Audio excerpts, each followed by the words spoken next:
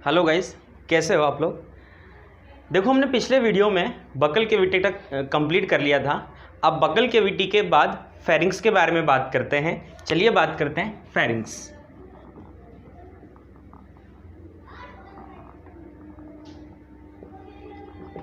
देखो, फेरिंग्स की बात करें, ये थर्ड पार्ट होता है एलिमेंट्री कैनल का। फेरिंग्स के बारे में बात करें तो बकल कैविटी जो ओपन होगी वो फेरिंग्स में ओपन होगी, यानी बकल कैविटी आगे जाकर फेरिंग्स में ओपन होती है। तो buccal cavity open into pharynx.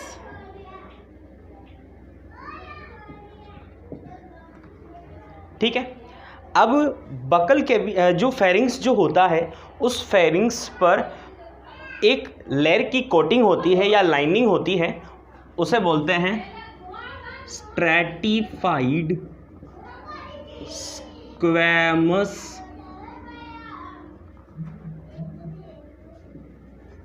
Epithelial lining.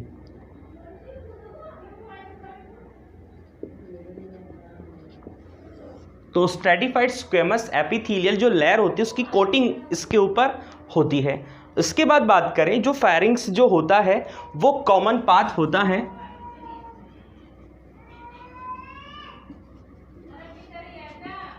Air and food. और एयर एंड फूड से ये पता लगता है कि ये रेस्पिरेटरी एंड डाइजेस्टिव सिस्टम जो होता है उसका कंबाइन पार्ट होता है, यानी डाइजेस्टिव सिस्टम और रेस्पिरेटरी सिस्टम का कंबाइन पार्ट कौन सा है? फेरिंग्स। यानी इसका मतलब ये है कि हम इसे डाइजेस्टिव सिस्टम में भी पढ़ते हैं और इसे हम रेस्पिरेटरी सिस्टम में भी पढ़ते हैं। जैसे इसके डायग्राम की अगर बात करें, डायग्राम से समझते हैं तो ये देखो, ये जो पार्ट है इसको बोलते हैं माउथ। ये नोज वाला पार्ट होता है, ठीक है। एक्सटर्नल नेजल पोर्ट जिसे बोलते हैं।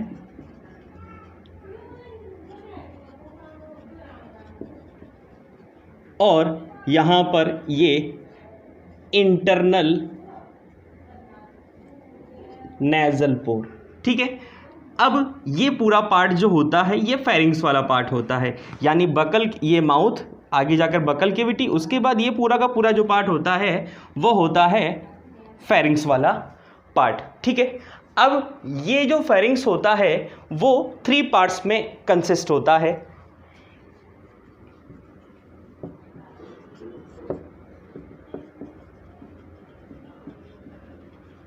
अब 3 पार्ट कौन कौन से हैं उसके बारे में बात कर लेते हैं।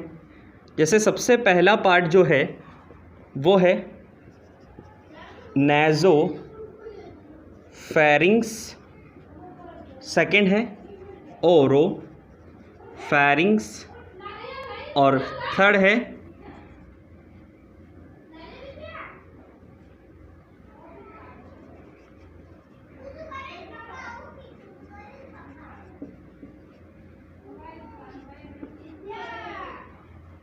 Laryngo pharynx.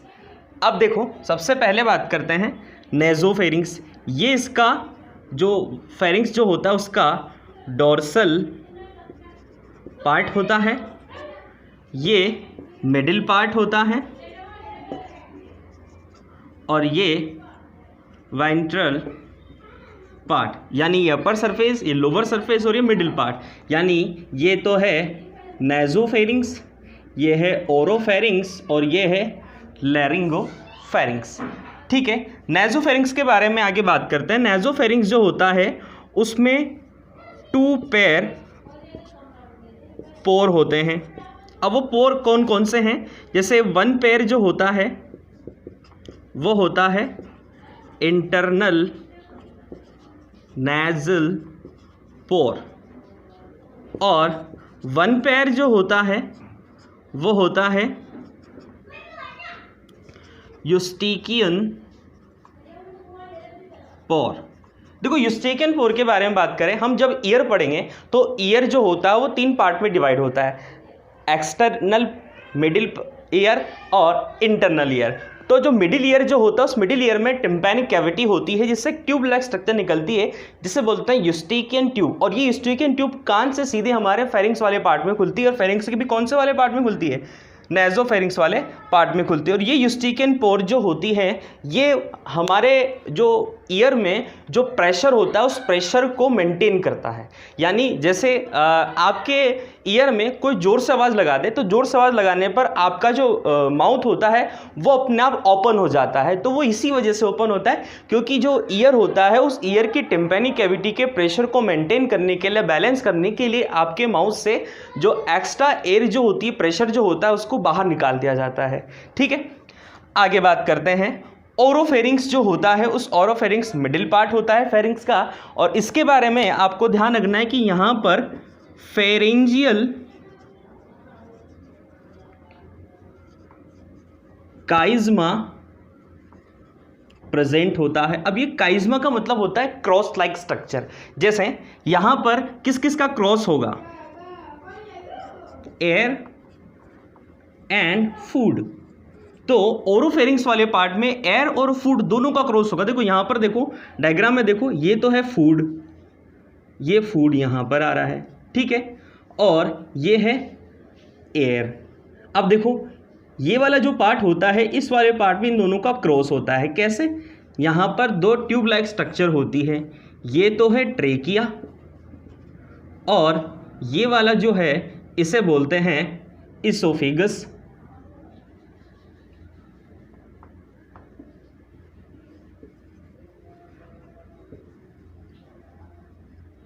ठीक है, अब देखो ये जो ट्रेकिया वाला जो पार्ट होता है, इस ट्रेकिया वाले पार्ट पर एक ढक्कन जैसे स्ट्रक्चर होती है,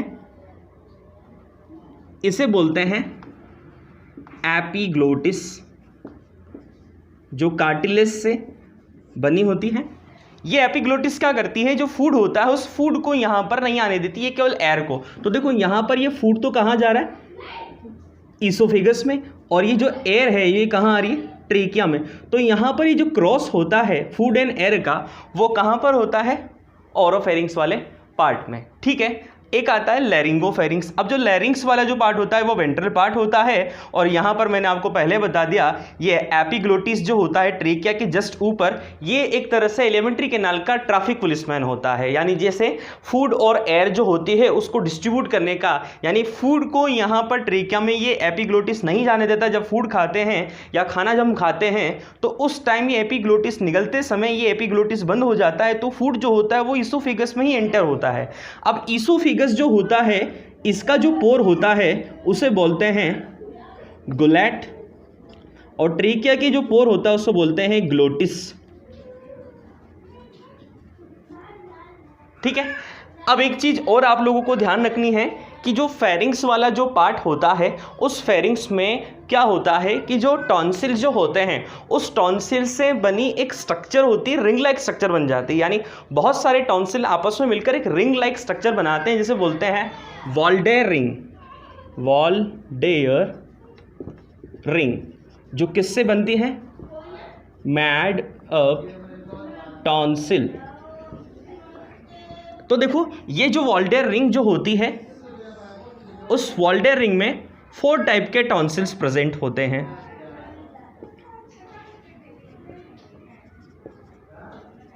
जैसे ये वाला जो टॉन्सिल है उसके बोलते हैं फेरेंजियल टॉन्सिल, यह है ट्यूबल टॉन्सिल, यह है पैलाटाइन टॉन्सिल, और यह है लिंगुअल टॉन्सिल। तो इस तरह से ये हमारा फेरिंग्स वाला टॉपिक कंप्लीट होता है। और आगे बात करते हैं, फेरिंग्स जो ओपन होगा वो इसोफेगस में ओपन होगा, तो उसके बारे में बात कर लेते हैं। लेकिन इससे पहले एक चीज़ और आप लोगों के लिए बता दें, ये जो टॉन्सिल्स जो होते हैं ये टॉन्सिल एक तरह से लिम्फॉइड टिश्यू होते हैं।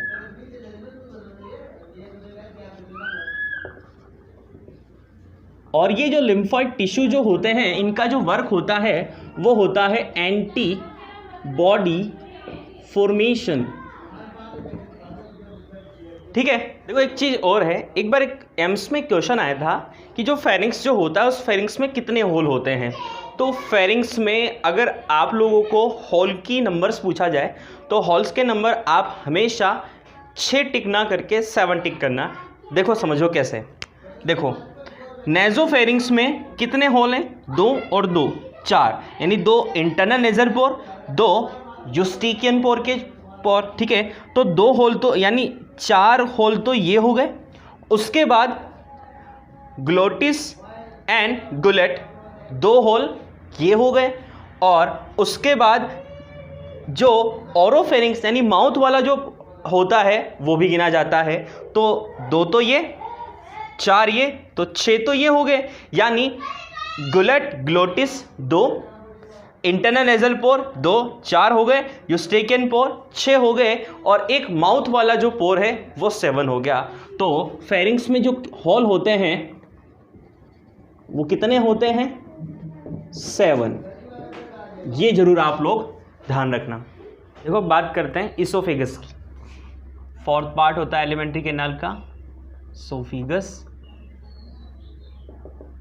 इसोफिगस की बात करें तो वो long and narrow tubular structure होती है, ठीक है। फेरिंग्स जो होती है वो ओपन होती है इसोफेगस में। तो open into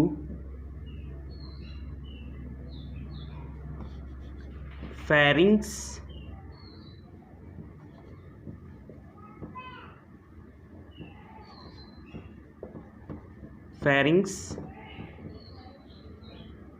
open into oesophagus. इसकी लेंथ की बात करें तो लेंथ जो इसकी होती है 25 to 30 सेंटीमीटर, ठीक है। ये पैरेलल होती है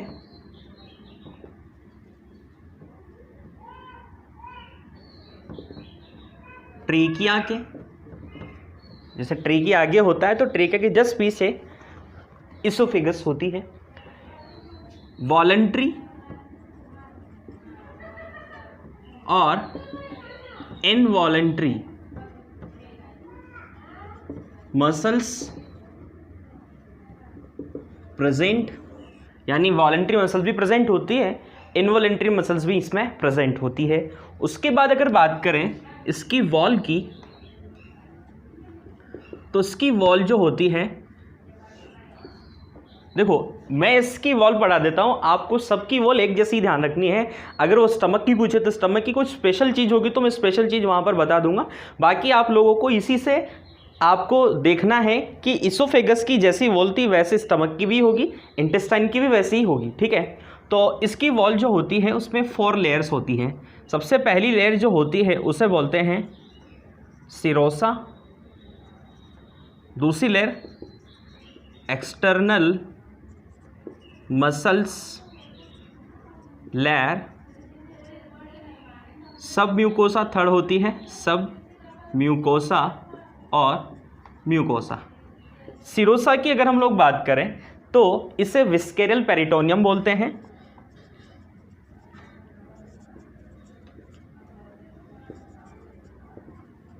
और इसका जो फॉर्मेशन होता है या ये जो फॉर्मेट होती है वो होती है इलास्टिक फाइब्रस कनेक्टिव टिश्यू, ठीक है। एक्सटर्नल मसल लेयर की बात करें तो इसमें 2 टाइप की मसल्स होती हैं। एक तो होती है लॉन्गिट्यूडाइनल,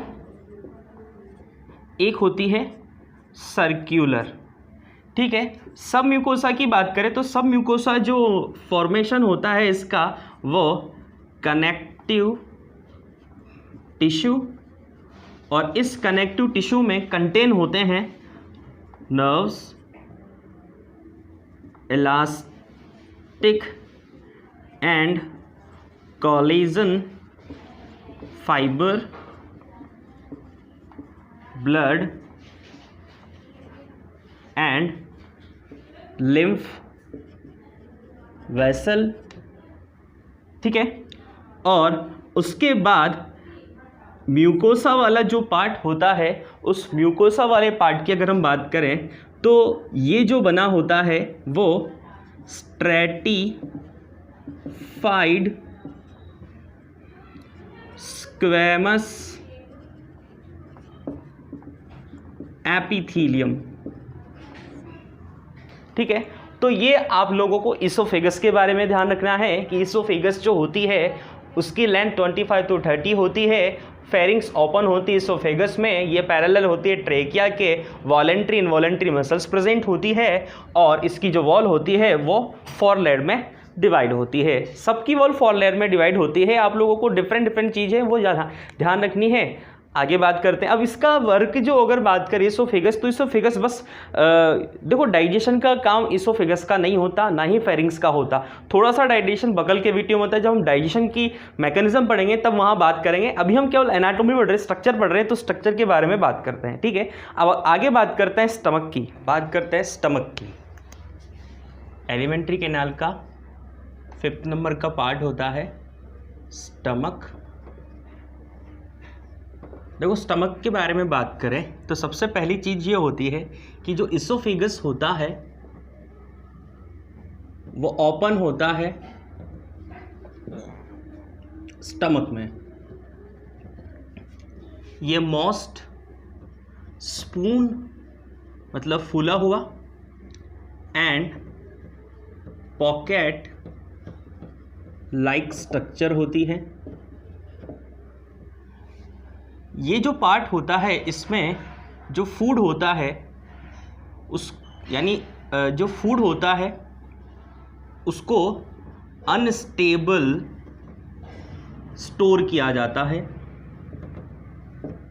3 to 4 आवर्स। उसके बाद बात करते हैं जो स्टमक जो होता है, स्टमक जो सीक्रेट करती है, इसकी जो वॉल होती है वो वॉल सीक्रेशन करती है म्यूकस एंड गैस्ट्रिक जूस।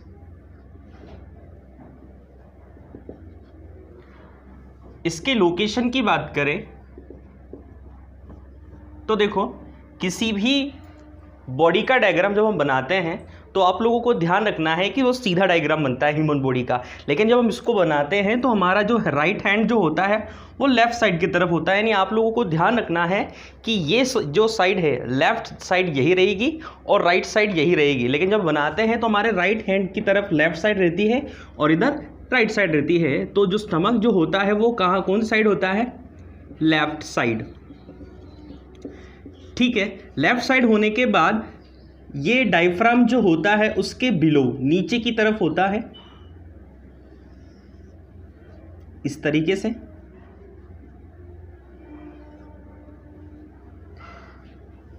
ठीक है, तो ये जो डायफ्राम जो होता है उसके जस्ट नीचे होता है। और एक चीज और ध्यान रखनी है, एब्डोमिनल जो कैविटी होती है उसमें प्रेजेंट होता है। तो आप लोगों को ध्यान रखना है डायफ्राम के below left side and abdominal cavity. जैसे देखो हम बॉडी जो होती है उस बॉडी को 4 पार्ट में डिवाइड करते हैं, हेड, नेक, नेक के बाद थोरैक्स, डायफ्राम तक, डायफ्राम के जस्ट नीचे एब्डोमन। तो थोरैक्स जो कैविटी होती है उसको थोरैसिक कैविटी, एब्डोमन जो पार्ट होगा उसमें जो प्रेजेंट होगी उसे बोलेंगे एब्डोमिनल कैविटी। तो ये कहाँ प्रेजेंट होगा? एब्डोमिनल कैविटी, और ये जो होता है वो होता है डायफ्राम, बिलो द डायफ्राम। ठीक है, इसके बाद बात करें शेप की, तो जब ये फील्ड होता है डायफ्राम तब तो सी शेप का होता है, और जब ये एम्प्टी होता है यानी खाली होता है तब जे शेप का होता है। ठीक है, अब एक चीज और बात करते हैं, ये जो स्टमक जो होता है वो 3 पार्ट्स में डिवाइड होता है।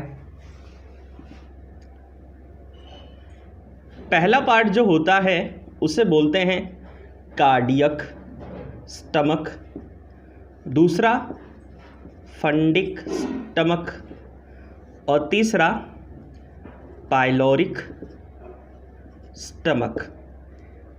सबसे पहले बात करते हैं कार्डियक स्टमक। इसे कार्डियक स्टमक क्यों बोलते हैं? देखो, कार्डियक स्टमक इसलिए बोलते हैं, जो हमारा हार्ट होता है उस हार्ट के जस्ट नीचे होता है ये डायफ्राम, यानी हार्ट के नीचे डायफ्राम और डायफ्राम के नीचे जस्ट कार्डियक पार्ट होता है, यानी यहाँ पर हार्ट होता है, इसलिए कार्डियक के जस्ट पास होने की वजह से इस वाले पार्ट को कार्डियक स्टमक बोलते हैं। कार्डियक स्टमक जो होता है वो जो स्टमक होता है उसका अपर पार्ट होता है, फंडिक स्टमक मिडिल पार्ट होता है, पाइलोरिक स्टमक लोअर पार्ट होता है, यानी ये डोर्सल, ये मिडिल और ये वेंट्रल पार्ट होता है। उसके बाद बात करें कार्डियक स्टमक जो होता है, तो ईसोफेगस जब कार्डियक स्टमक में खुलती है तो यहाँ पर कुछ स्फिंक्टर प्रेजेंट होते हैं और इस स्फिंक्टर को बोलते हैं कार्डियक स्फिंक्टर।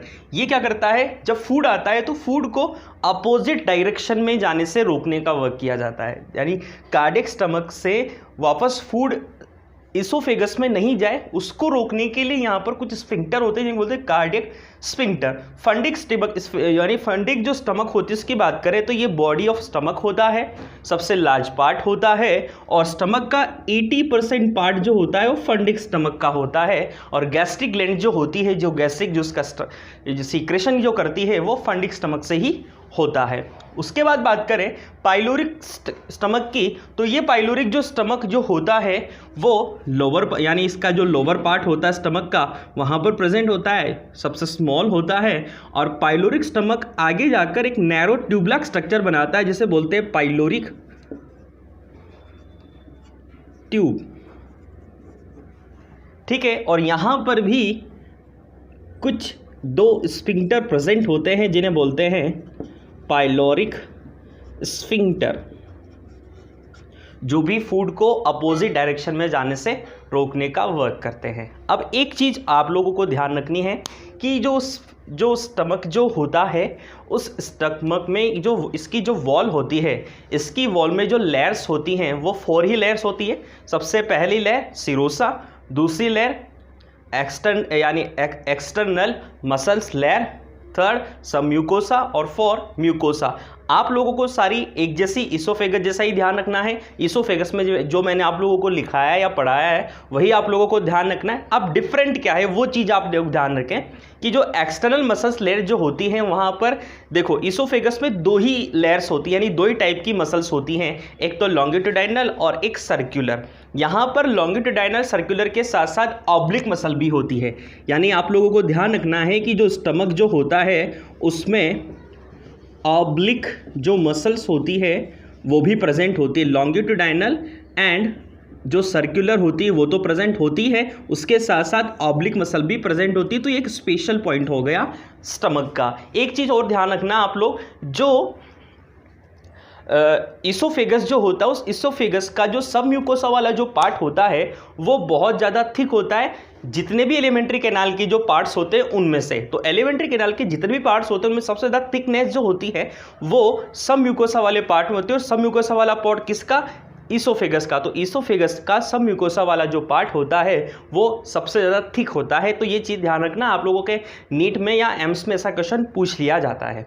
ठीक है, अब एक चीज़ और आप लोगों को ध्यान रखनी है कि जो स्टमक जो होता है इसकी जो वॉल होती है इसमें कुछ एपिथेलियल जो होती है उस एपिथेलियम के कुछ फॉल्ट्स होते हैं जिससे कुछ ग्लैंड्स का फॉर्मेशन होता है। जैसे एक तो ग्लैंड बनती है गैस्ट्रिक ग्लैंड और एक होती है पाइलोरिक ग्लैंड। ठीक है, देखो जो स्टमक होता है उससे रिलेटेड कुछ स्पेशल चीज़ें हैं वो आप लोग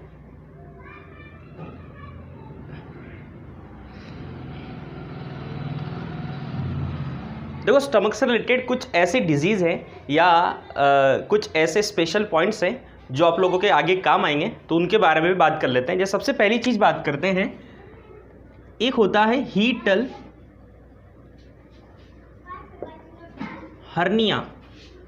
हीटल हर्निया जो होता है इसका मतलब ये होता है कि जैसे स्टमक जो होता है वो हमारे एब्डोमिनल कैविटी में होता है, लेकिन कभी कभी किसी के जो स्टमक होता है वो थोरेसिक कैविटी में ऊपर खिसक जाता है। तो ऊपर खिसकने की जो डिजीज़ होती है उसे बोलते हैं हीटल हर्निया।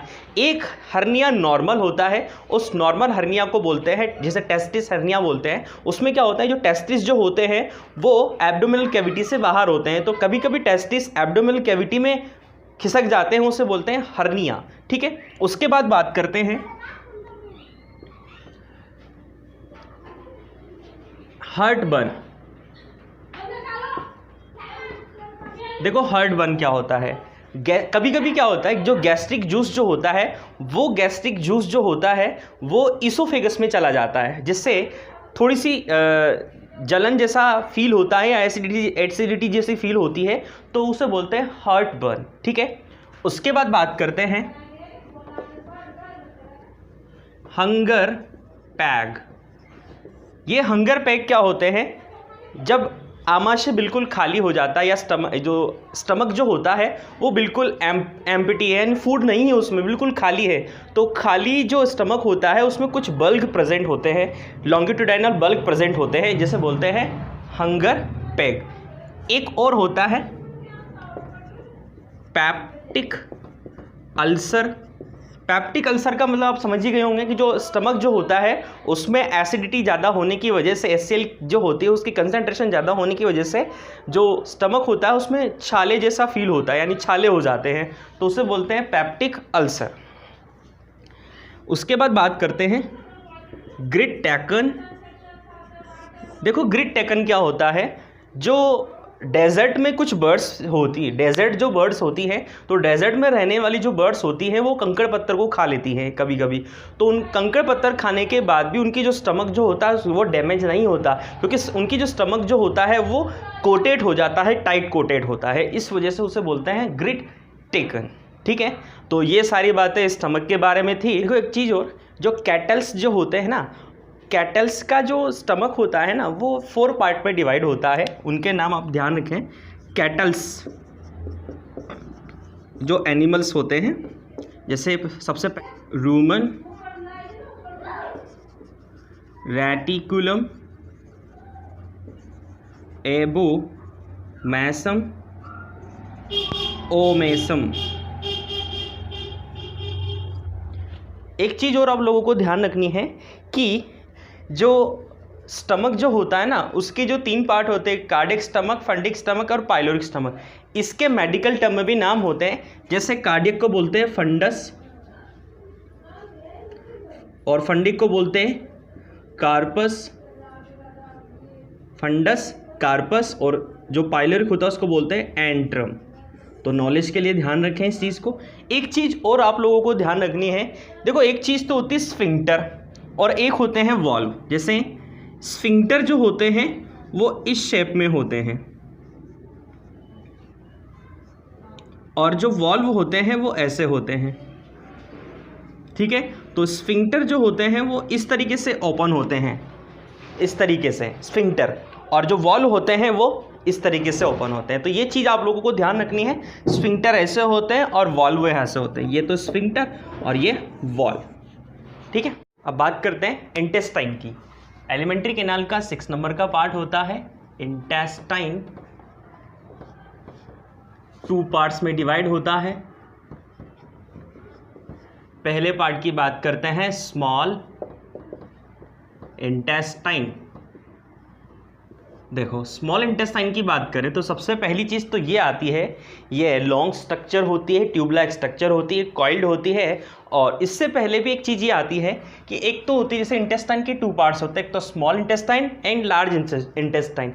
जो नाम है उसके अपोजिट होती है। स्मॉल इंटेस्टाइन जो होती है वो बड़ी होती है और लार्ज इंटेस्टाइन जो होती है वो छोटी होती है। जैसे बात करें तो जो स्मॉल इंटेस्टाइन जो होती है वो लेंथ में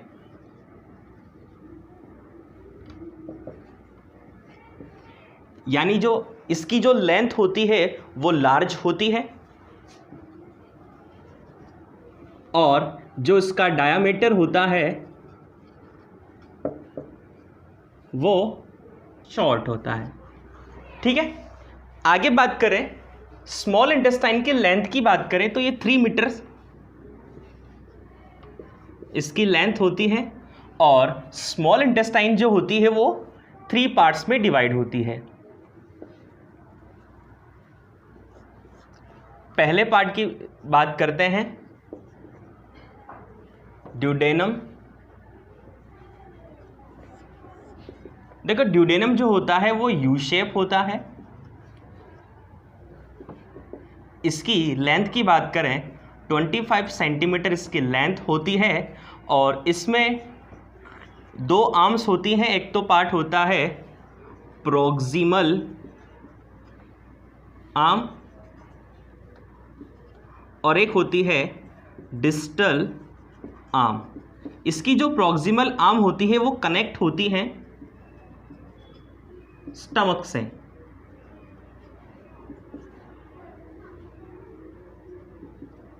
ठीक है, और इसका जो डिस्टल आर्म जो होती है वो कनेक्ट होती हैं जेजुनम से। ठीक है, तो प्रोक्सिमल आर्म और डिस्टल आर्म दोनों के बीच में होती है जो एक ग्लैंड प्रेजेंट होती है जिसे बोलते हैं पैनक्रियाज ग्लैंड, यानी ये ऐसे यू शेप में होती है इस तरीके से। यहां पर ये स्टमक होता है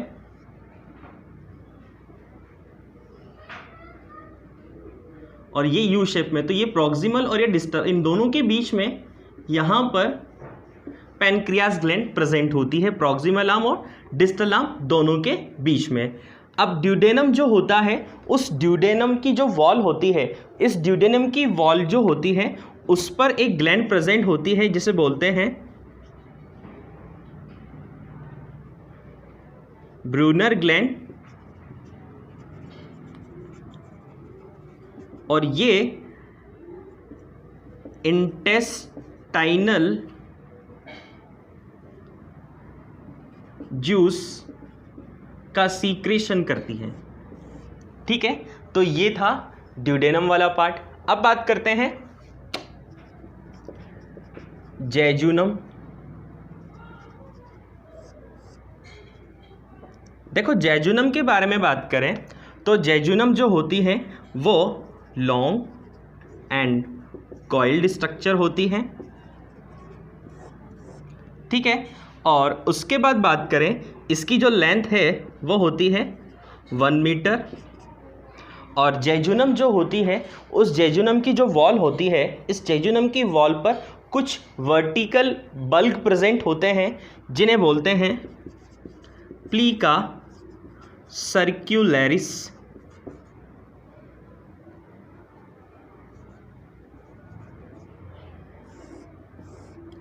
ठीक है, ये जेजुनम भी हो गया। अब जेजुनम के बाद बात करते हैं थर्ड पार्ट, इलियम।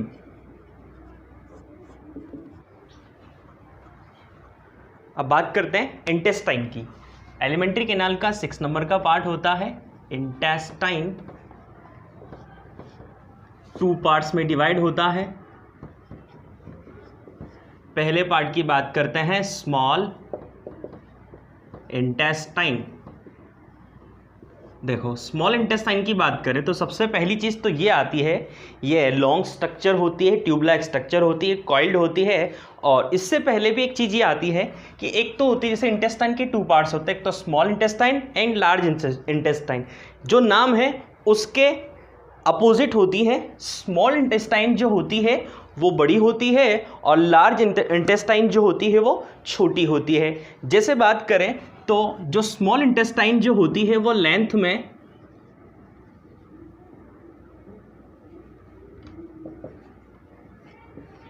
यानी जो इसकी जो लेंथ होती है वो लार्ज होती है और जो इसका डायामीटर होता है वो कम होता है।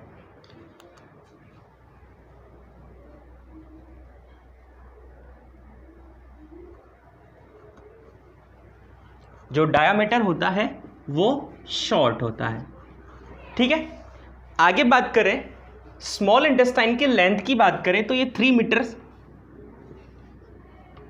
इसकी लेंथ होती है और स्मॉल इंटेस्टाइन जो होती है वो 3 पार्ट्स में डिवाइड होती है।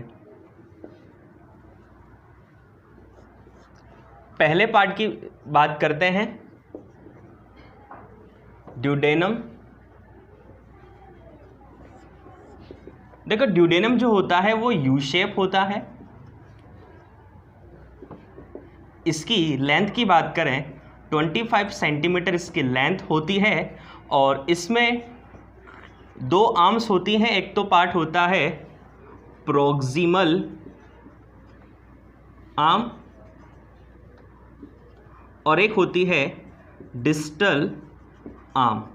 इसकी जो प्रोक्सिमल आर्म होती है वो कनेक्ट होती है स्टमक से।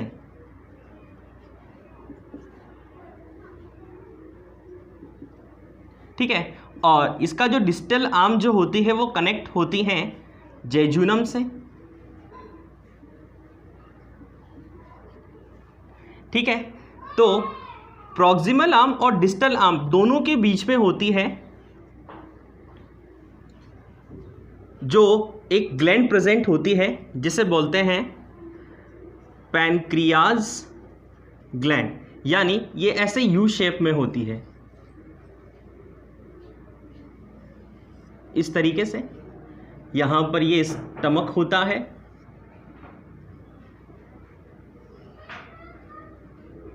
और ये यू शेप में, तो ये प्रॉक्सिमल और ये डिस्टल, इन दोनों के बीच में यहां पर पैनक्रियाज ग्लैंड प्रेजेंट होती है, प्रॉक्सिमल आर्म और डिस्टल आर्म दोनों के बीच में।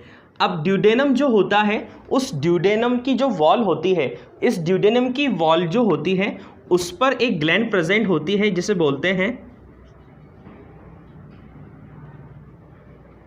Brunner gland. और ये इंटेस्टाइनल जूस का सीक्रेशन करती है। ठीक है, तो ये था ड्यूडेनम वाला पार्ट। अब बात करते हैं जेजुनम।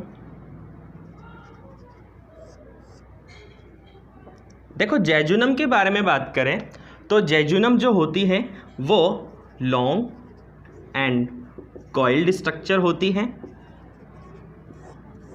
ठीक है, और उसके बाद बात करें, इसकी जो लेंथ है वो होती है 1 मीटर। और जेजुनम जो होती है, उस जेजुनम की जो वॉल होती है, इस जेजुनम की वॉल पर कुछ वर्टिकल बल्क प्रेजेंट होते हैं जिन्हें बोलते हैं प्लीका सर्क्युलरिस।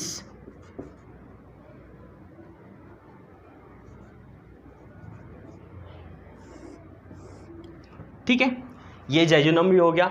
अब जेजुनम के बाद बात करते हैं थर्ड पार्ट, इलियम। इसकी जो लेंथ होती है वो 1.75 मीटर होती है, यानी इन तीनों में से सबसे बड़ी जो होती है वो इलियम होती है। इलियम के बारे में आगे बात करें तो लॉन्ग कॉइल्ड स्ट्रक्चर होती है। इलियम का जो लास्ट पार्ट होता है, उस लास्ट पार्ट पर जो होता है वो इन्फ्लेटेड होता है, और ये इन्फ्लेटेड जो पार्ट होता है उसे बोलते हैं सैक्यूलस रोटंडस। और जो सैक्यूलस रोटंडस जो होता है उस पर एक वॉल प्रेजेंट होता है जिसे बोलते हैं इलियो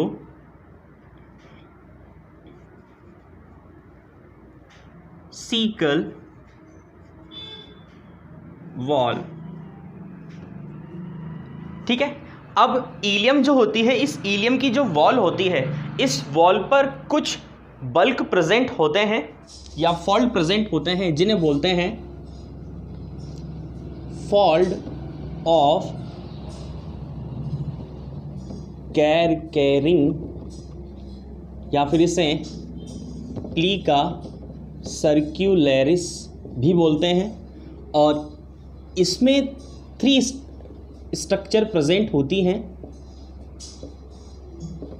पहली जो स्ट्रक्चर है उसे बोलते हैं माइक्रोविली, दूसरी होती है विली, तीसरी होती है वॉल्व्यूली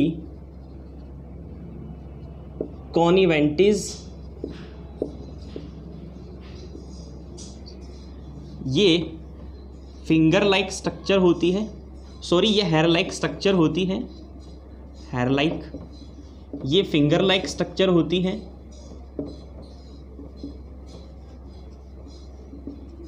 और ये राउंड शेप होती है। अब माइक्रोविली जो होता है वो 20 टाइम एब्जॉर्प्शन करता है, विली जो होता है वो 10 टाइम एब्जॉर्प्शन होता है, और वॉल्व्यूली कॉनिवेंटिस जो होता है उसे 3 टाइम एब्जॉर्प्शन होता है। अगर तीनों को मल्टीप्लाई करते हैं तो टोटल एब्जॉर्प्शन हमारे पास आ जाता है 20 मल्टीप्लाई बाय 600 टाइम, यानी 600 टाइम बार जो फूड जो होता है डाइजेस्टिव फूड उसका एब्जॉर्प्शन किया जाता है। आगे आप लोगों को ध्यान रखना है कि जैसे इसकी जो वॉल होती है, इंटेस्टाइन की जो वॉल होती है, उस इंटेस्टाइन की वॉल पर कुछ स्ट्रक्चर्स, जैसे एक चीज़ और आप लोगों को ध्यान रखनी है, जो विलीज जो होते हैं उस दो विली के बीच का जो स्पेस होता है, यानी बिटवीन स्पेस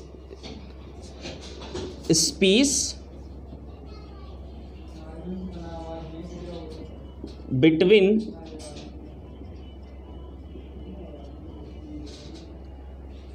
टू विली उसे बोलते हैं लीबरकुहन क्रिप्ट्स ऑफ लीबरकुहन। तो ये क्रिप्ट्स ऑफ लीबरकुहन जो होता है इसमें 3 स्ट्रक्चर प्रेजेंट होती हैं, उनके बारे में बात करते हैं। देखो ये क्रिप्ट्स ऑफ लीबरकुहन जो होता है उसमें 3 स्ट्रक्चर प्रेजेंट होती हैं। पहली जो स्ट्रक्चर होती है उसे बोलते हैं पेनेथ सेल, दूसरी स्ट्रक्चर आर्जेंटोफिल, और तीसरी स्ट्रक्चर है पेयर पेचेज। पेनेथ सेल जो होती है वो इंटेस्टाइनल जो जूस होता है उसका सीक्रेशन करती हैं। आर्जेंटोफिल जो होती है ये सेरोटोनिन जो हार्मोन होता है उसका सीक्रेशन करती है। और पेयर पैसेज जो होता है, ये पेयर पैसेज जो होता है ये एक तरह का लिम्फोइड टिश्यू होता है, और लिम्फोइड टिश्यू का आपको वर्क पता है, एंटीबॉडी का फॉर्मेशन, एंटीबॉडी फॉर्मेशन। तो जैसे टॉन्सिल थे, टॉन्सिल भी लिम्फोइड टिश्यू थे तो वो भी एंटीबॉडी का फॉर्मेशन करते हैं। तो एक हमारे पास एक और आ गया पेयर पैचेस, तो पेयर पैचेस भी एंटीबॉडी का फॉर्मेशन करते हैं, एक तरह का लिम्फोइड टिश्यू होता है। आर्जेंटोफिल जो सेल होती है वो आर्जेंटोफिल सेरोटोनिन हार्मोन का सीक्रेशन करती है। बॉडी में जब टेम्परेचर कम हो जाता है तो सेरोटोनिन का सीक्रेशन होता है, जिससे मतलब बॉडी का टेम्परेचर बढ़ाता है, जैसे कपकपी जैसा फील होता है। पेनेथ सेल जो होती है वो इंटेस्टाइनल जूस का सीक्रेशन करती है। और इस तरीके से हमारी जो स्मॉल इंटेस्टाइन था वो टॉपिक कंप्लीट होता है। अब बात करते हैं लार्ज इंटेस्टाइन की।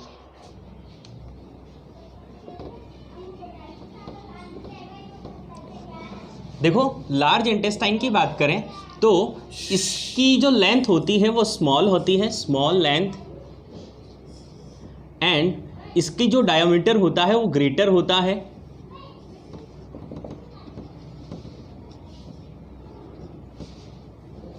उसके बाद बात करें इसकी लेंथ की बात करें तो 1.5 मीटर इसकी लेंथ होती है, और ये 3 पार्ट्स में डिवाइड होती है। इसका पहला पार्ट जो आता है सीकम, ये जो सीकम वाला जो पार्ट होता है ये small and sac like structure होती है। इसकी लेंथ की बात करें तो लेंथ जो होती है इसकी वो होती है 1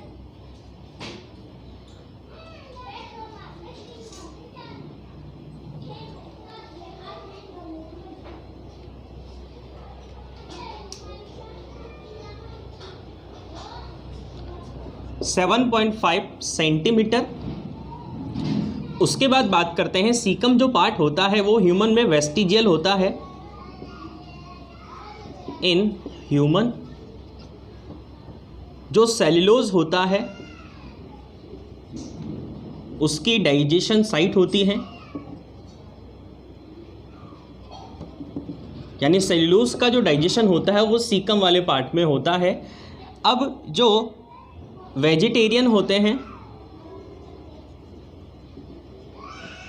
उनमें ये डेवलप्ड होता है।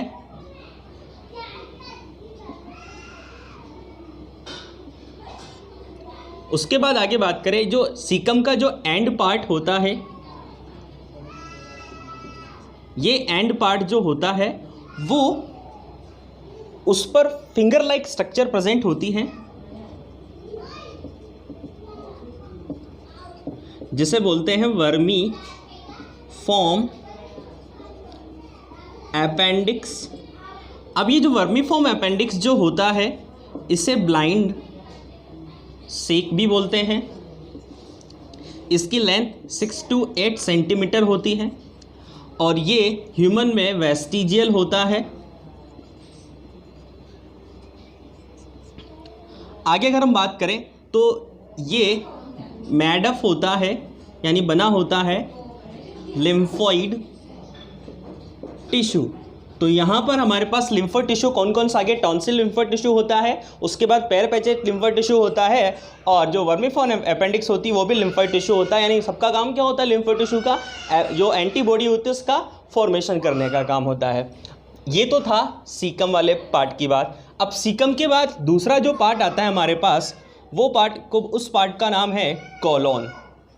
अभी जो कॉलोन जो होता है, ये कॉलोन वाला जो पार्ट होता है ये लॉन्ग होता है और लॉन्ग के साथ यू शेप का होता है। ठीक है, कॉलोन वाले पार्ट जो होता है लॉन्ग के साथ साथ यू शेप होने के साथ साथ इस कॉलोन वाले पार्ट में 4 आर्म्स प्रेजेंट होती हैं। डायग्राम से समझने के ट्राई करेंगे। सबसे पहले आर्म्स के नाम देख लेते हैं। Ascending arm, transverse arm, descending arm और सिग्मोइड आर्म। ये एस शेप होती है इसलिए इसे सिग्मोइड आर्म भी बोलते हैं। ठीक है, अब इन सभी आर्म्स पर, यानी ये जो आर्म्स होती हैं इन आर्म्स पर कुछ मस्क्यूलर बैंड प्रेजेंट होते हैं जो 3 बैंड्स होते हैं, यानी 3 मस्क्यूलर बैंड प्रेजेंट होते हैं जिन्हें बोलते हैं टीनी। अब ये जो मस्क्यूलर जो बैंड होते हैं, टीनी जो होते हैं, उस पर कुछ वेरियस स्पीसीज जो होते हैं उन पर कुछ कुछ जगह पर एक्सपोजेज हो जाती है, यानी कुछ कुछ जगह एक्सपोज हो जाती है, फूल जाती है और फूल कर एक स्ट्रक्चर बनाती है जिसे बोलते हैं होस्ट्रा।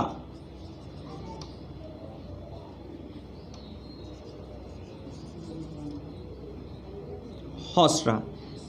ठीक है, आगे हम लोग बात करें जो कॉलन जो पार्ट होता है उस कॉलन पार्ट में आप लोगों को ध्यान रखना है कि 3 मस्कुलर बैंड होते हैं जिन्हें टेनी बोलते हैं और कुछ कुछ जगह पर, यानी जो बैंड होते हैं उस बैंड पर कुछ कुछ जगह पर कुछ जगह एक्सपोज हो जाती है जिन्हें बोलते हैं होस्ट्रा। ठीक है, होस्ट्रा जो होता है, इस होस्ट्रा वाला जो पार्ट होता है वो फुली हुई स्ट्रक्चर होती है। ठीक है, आगे हम लोग बात करें, लास्ट पार्ट हमारे पास आता है रेक्टम। रेक्टम वाला जो पार्ट होता है ये स्मॉल एंड सेक लाइक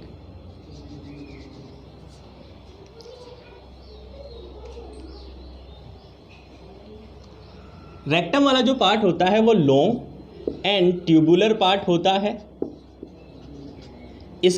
अब इसकी जो लेंथ है वो 18 to 20 सेंटीमीटर होती है। इसका एंड पार्ट जो होता है वो ट्यूबुलर स्ट्रक्चर बनाता है जिसे एनल कैनाल बोलते हैं और रेक्टम जो होता है उस रेक्टम में अनडाइजेस्ट जो फूड होता है उसको स्टोर किया जाता है थोड़े से शॉर्ट टाइम के लिए और फिर इसको आउट कर दिया जाता है, पासिंग आउट कर दिया जाता है। अब लास्ट पार्ट जो आएगा वो एनस आएगा। देखो एलिमेंट्री कैनाल का लास्ट पार्ट आता है एनस। एनस के बारे में बात करें तो रेक्टम जो होता है, उस रेक्टम का एंड पार्ट जो होता है वो ओपन होता है एनस में, यानी रेक्टम जो एनल कैनाल जो बनाती है वो एनस में ओपन होती है।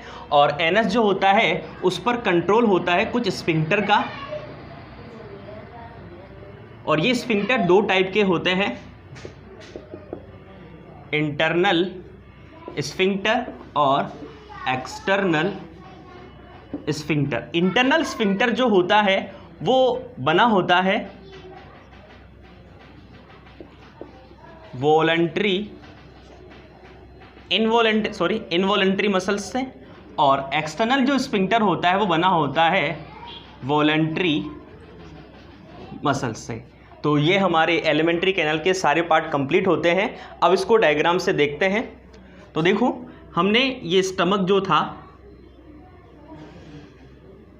स्टमक से ये ड्यूडेनम भाग पार्ट निकलता है, और ड्यूडेनम पार्ट जो होता है वो कॉइल्ड होता हुआ इसका एंड पार्ट जो होता है वो फूल जाता है, ठीक है। और ये ओपन होता है लार्ज इंटेस्टाइन में, और लार्ज इंटेस्टाइन जो होती है वो वेरियस स्पेस जो होते हैं वहाँ पर एक्सपोज हो जाती हैं, और एक्सपोज होकर ऐसे सेक लाइक स्ट्रक्चर बनाती हैं। और ये सेक लाइक स्ट्रक्चर जो बनती है उसे सैक्युलेशन बोलते हैं। तो देखो ये तो स्टमक, ये ड्यूडेनम,